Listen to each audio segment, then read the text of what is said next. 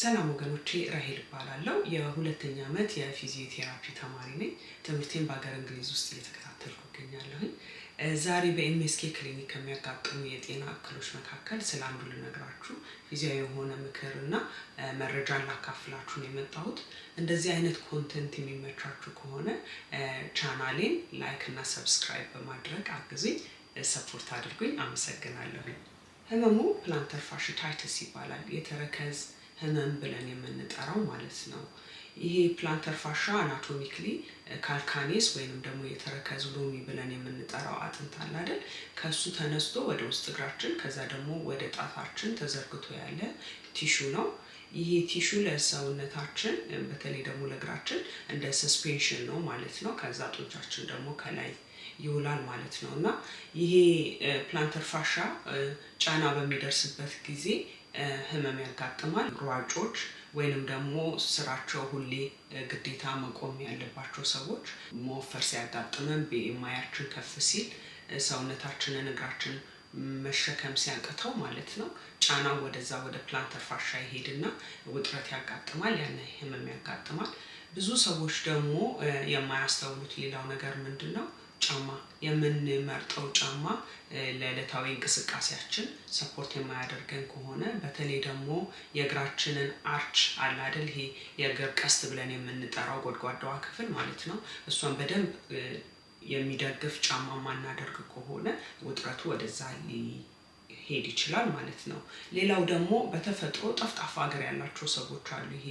ፉት አርች የምንለው ሰዎች በብዛት የሌላቸው ሰዎች ማለት ነውና አረጋገጣቸው እንዴት ይሆናል ወደ ውስጥ የመርገጥ ነገር ፕሮኔትድ የሆነ አረጋገጥ ማለት ነው የተረከዝ ህመም አጋጥሟቸው ከሚመጡ ታካሚዎች መካከል ማለት ነው 95% የሚሆኑት ውጥረቱ የሚመጣው ተጓዳኝና ዛ አካባቢ ካሉ ጡንቻዎች ስንፈትና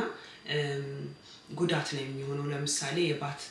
ጡንቻችን በሚሰንፍበት ጊዜ ካፍ ማስልስ የምንለው እንደገና ደግሞ ካፍ ማስልሳችንን ይዞ የሚመጣው ተንደንት አለ ወደ እግራችን የሚያሻግረው ማለት ነው አኪሊስ ተንደንት የምንለው እሱ ላይ ጉዳት ሲደርስ ወደ ፋሻ ህመም ሊያመጣ ይችላል ማለት ነውና በብዛት ጫና ወደ ፋሻ የሚሄድበት ተጓዳኝ የሆኑ የጡንቻዎች ስንፈት በሚያጋጥም ጊዜ ሊሆን ስለሚችል እሱንም ማስተዋል ያስፈልጋል የህመሙ ስሜት ልክ ጧት ካልጋችን ስንነሳ የመጀመሪያው እርምጃ በጣም በህመም የታጀበ ሲሆን ተረከዛችን ላይ የሚወጋ ስሜት ሲሰማን ያ ፕላንተር ፋሺታይቲስ ሊሆን ይችላል ህመምተኞች ሲገልጹት ጧት ላይ በቃ የተሰበረ ብርጭቆ ላይ የቆምኩ ነው የሚመስለኝ ነው የሚሉት ሪሃቢሊቴት ለማድረግ ጊዜ ሊፈጅ ይችላል ከ6 እስከ 18 ወር ያ ማለት ግን ሪሃቢሊቴት መደረግ አይችልም ማለት አይደለም ነገር ግን ቶሎ ብለን ሪሃቢሊቴት ካላደረግነው ካልተንከባከብነው ዙሪያ ያሉትን ማስልሶች ካላጠነከርናቸው ይሄ ህመም ወደ ክሮኒክ ሊቀየር ይችላል ስለዚህ ሳይቃጠል በቅጠል ማለት ነው ማሳሳብና ማሳጅ ማድረግ ጥሩ ነው ነገር ግን ይሄ ጊዜያዊ የሆነ ማስታገሻ ነው የሚሆነው ለጊዜው ህመሙን ሊያስታግስልን ይችላል ስለዚህ ትኩረታችን ጡንቻዎቹን ማጠንከር ነው የሚሆነው እዛ አካባቢ ያሉ ጡንቻዎችን እንደገና ደግሞ ጫማችንን መምረጥ ያስፈልጋል ይሄ ካጋጠመው በኋላ በባዶ እግር መሄድ አይመከርም ጠፍጣፋ ሶል ያላቸው ጫማዎችንም ማድረግ አይመከርም ሰፋ ያለ በቃ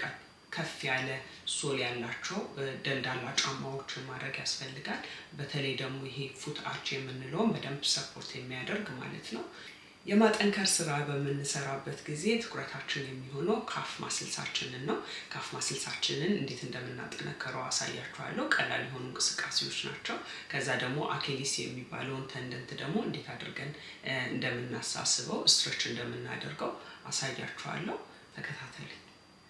ፕላንተር ፋሺታይቲስን ለማስታገስ አንደኛው መንገድ ማሳጅ ማድረግ ነው ማሳጅ በመናደርግበት ጊዜ እንደዚህ አይነት ኳስ ካለችን ማለት ነው የቴኒስ ቴብል ኳስ እግራችን ስር በማድረግ በቀስታ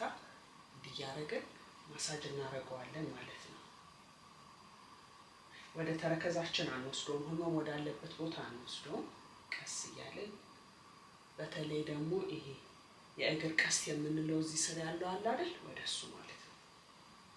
ያረግን ማሳጅ እናረጋዋለን ማለት ነው ሌላው ደግሞ ጣቶቻችንንና ዋጣታችንን እንደዚህ በመለየት እናሳስባለን ወደ ላይ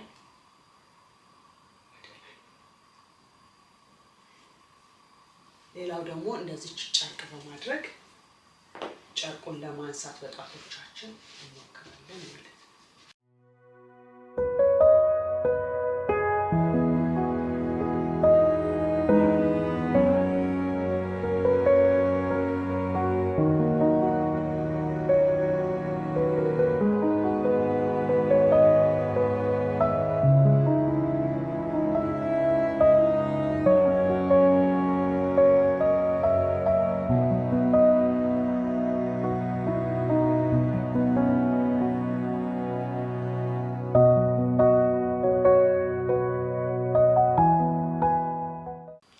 የመጨረሻው ደግሞ እንቅስቃሴ በዚህ መልኩ መቀመጥ ነው። በዚህ መልኩ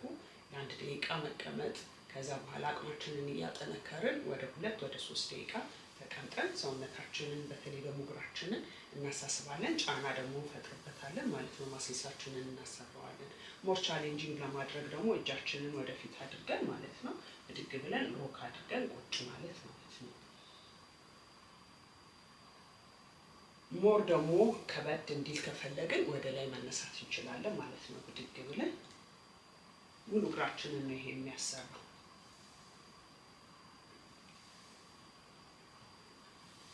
እነዚህን እንቅስቃሴዎች ሞክሯቸውና ለውጥ ካለ ንገሩኝ። ስለተከታተላችሁን በጣም ነው የማመሰግናለሁ። ሰላም ሁኑልኝ።